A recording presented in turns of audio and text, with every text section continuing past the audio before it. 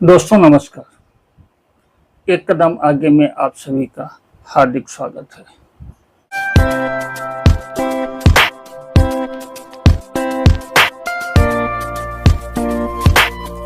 आज हम बात करेंगे एक अजब गजब खेल की।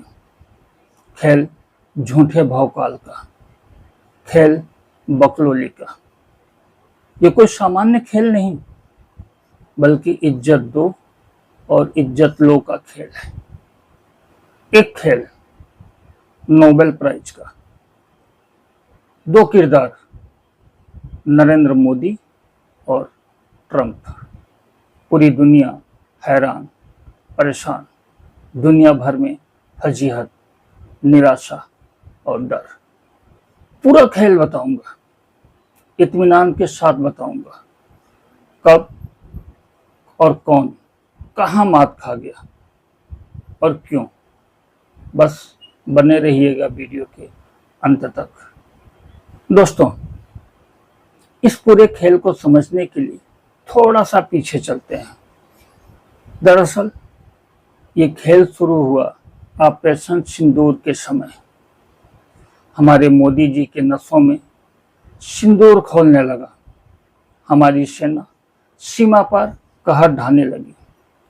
लेकिन उसी समय सेना पर बंदिश लगाई गई कि वो पाक आर्मी पर हमला ना करे, जिसका खामियाजा हमारी सेना को भुगतना पड़ा।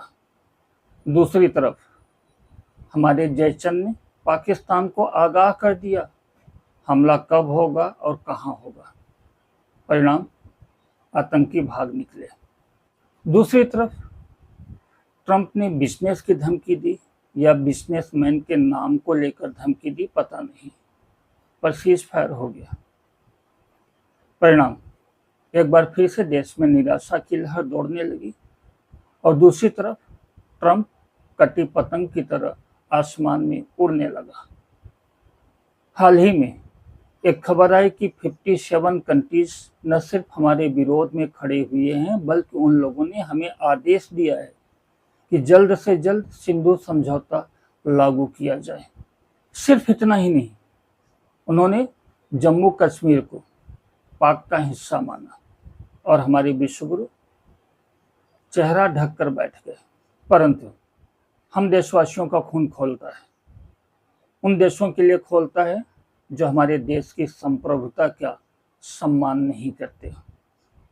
उन लोगों के लिए खोलता है जिन्होंने देश को इस हालत में लाकर खड़ा कर दिया। तो चलो शुरू करते हैं झूठे भौकाल और बकलोली के इस अजीबोगरीब खेल को। हाल ही में हमारे 51 नेता 33 देश की यात्रा करके आए। जाना भी चाहिए। अगर नेताजी यात्रा नहीं करेंगे तो क्या हवाई चप्पल पहनने वाले हमारे जैसे लोग हवाई यात्रा करेंगे? हवाई चप्पल पहनने वाला व्यक्ति हवाई यात्रा करेगा, अमेरिका वीजा के लिए लाइन में खड़ा होगा। मोदी जी का ये जुमला पुराना हो चुका है। अब हवाई यात्रा करना हवाई चप्पल पहनने वालों के बस की बात नहीं रही है। यात्रा सुखद रही, घूमा टहला, रील बनाया, मौज मस्ती की, शॉपिंग की और फिर लौटकर बुद्धू घर आए। है ना कमाल? देशवासियों के खून पसीने की कमाई मौज मस्ती में उड़ाई। गए थे ऑपरेशन सिंदूर के लिए पूरी दुनिया में समर्थन लेने के लिए। मिले किससे? गली मोहल्ले के नेता से। सिर्फ गुयाना को छोड़कर किसी भी देश के राष्ट्राध्यक्ष ने हमारे इस डेलीगेट से मुलाकात नहीं की।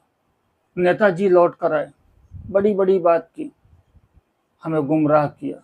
वैसे भी हमारे देश में झूठ और फरेब के लिए कंपटीशन चल रहा है। कौन कितना बड़ा झूठ बोल सकता है, कौन कितना फेंक सकता है, उसका उतना ही ज़्यादा सम्मान किया जाता है। आकर उन्होंने हमें बताया कि पूरी दुनिया में हमारे विश्वगुरु का डंका बज रहा है। पूरी दुनिया लाइन में खड़ी है। कब कौन कितना बड़ा समर्थन दे दे बता नहीं सकते। और फिर आता है ऑर्गेनाइजेशन ऑफ इस्लामिक कोऑपरेशन की एक रिपोर्ट, और पता चलता है कि 57 देश हमारे खिलाफ खड़े हैं। अब सवाल उठता है कि हमारे नेताजी विदेश यात्रा पर क्यों गए थे, क्या करने गए थे?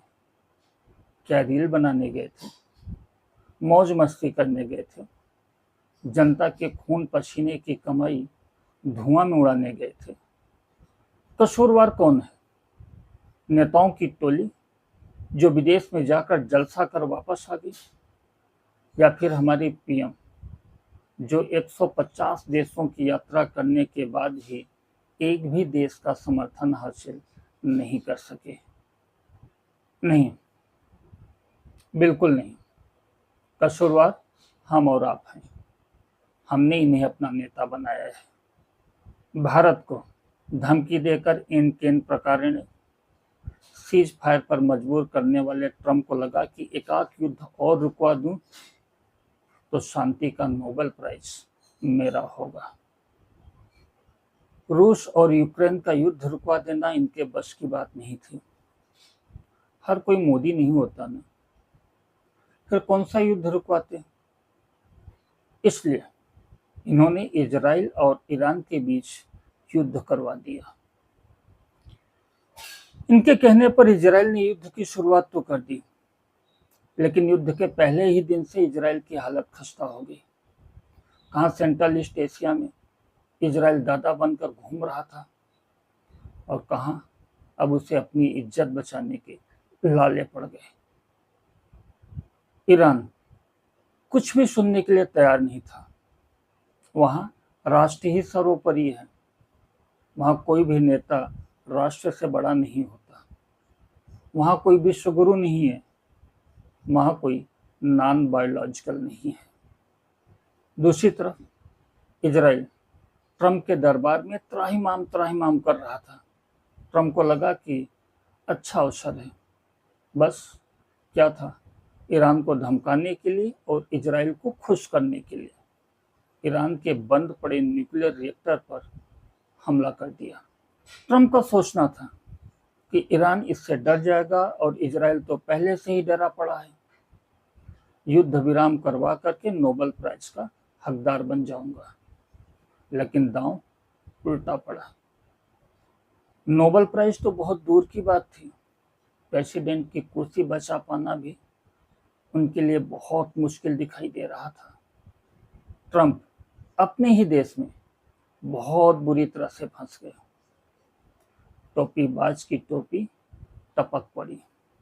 बेचारे ट्रंप समझौता करने के लिए मजबूर हो गए।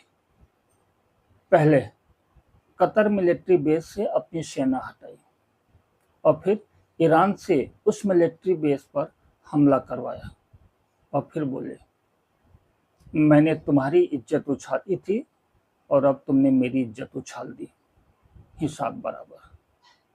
अब तो सीज फायर कर दो यार।